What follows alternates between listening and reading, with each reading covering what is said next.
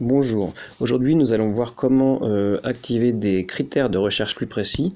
Donc je lance un navigateur, ici j'utilise Firefox et je suis déjà sur une recherche avec le logiciel, avec le site Qwant que je peux définir comme un moteur de recherche par défaut. Mais ici donc je suis passé sur le site parce que j'ai le site dans la barre d'adresse, l'adresse du site dans la barre d'adresse. Donc j'ai cherché paysage maritime, c'est déjà saisi ici dans la barre de recherche. Voilà, je lance la recherche et je vais cliquer sur l'option image, voilà, histoire de récupérer des images puisque c'est ce qui nous intéresse ici. Ce qui est intéressant, c'est qu'on a une barre avec écrit filtrer. Ça va me permettre, en cliquant dessus, de sélectionner un certain nombre de critères de recherche pour être plus précis dans ce que j'ai et ne pas être déçu par rapport à ce que je vais trouver. Donc la taille permet d'avoir des petites, moyennes ou grandes images.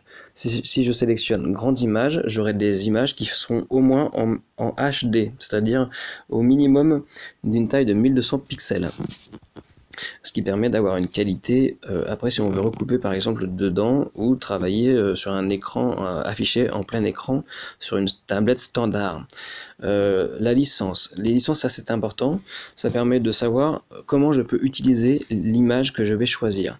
Par exemple, domaine public, reproduction et partage sans but commercial, reproduction et partage.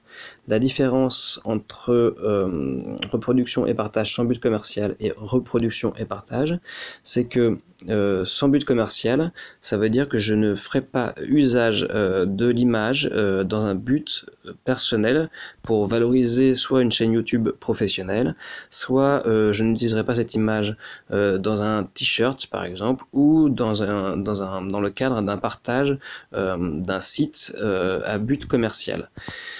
Ça veut dire clairement que je ne ferai pas d'argent et que je ne gagnerai pas d'argent avec. Pour ce qui nous concerne, nous allons plutôt nous intéresser à reproduction, partage et modification. Alors là, nous avons la même différence avec la précédente.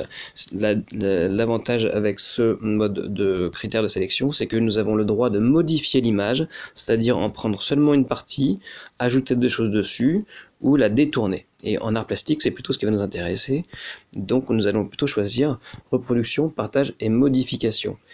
Comme nous n'avons pas comme but de faire de l'argent après avec nos productions, nous pouvons choisir sans but commercial. Donc ici je clique sur sans but, reproduction, partage et modification sans but commercial. C'est sélectionné même si on ne la voit pas complètement. Ensuite la période, nous avons différentes manières de rechercher.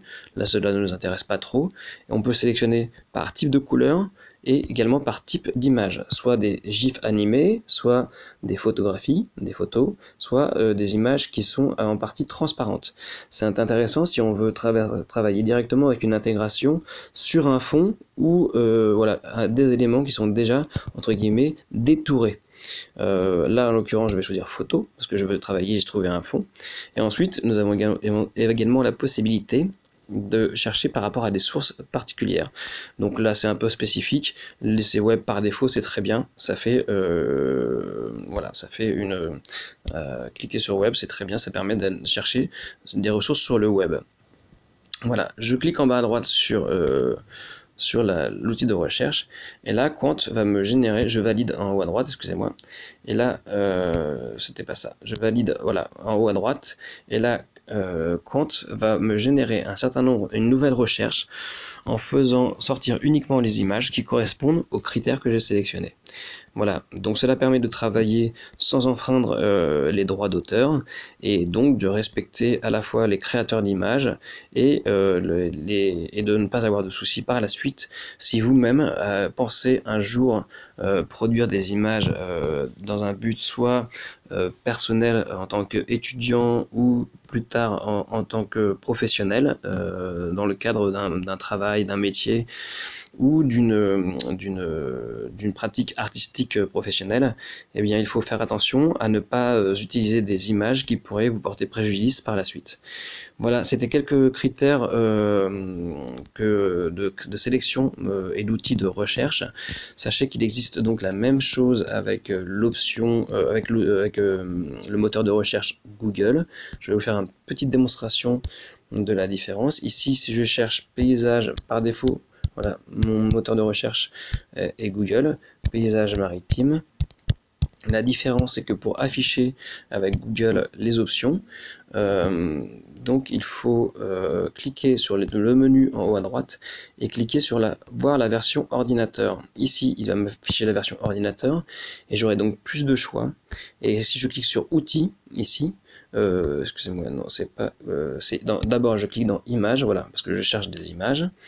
Et ensuite, ici, en cliquant sur outils, par défaut, il va m'afficher normalement, il va m'afficher le même type de choix, c'est-à-dire taille, couleur, droit d'usage, type et période.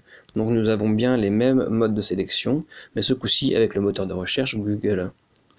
Je vous remercie, amusez-vous bien et bonne journée.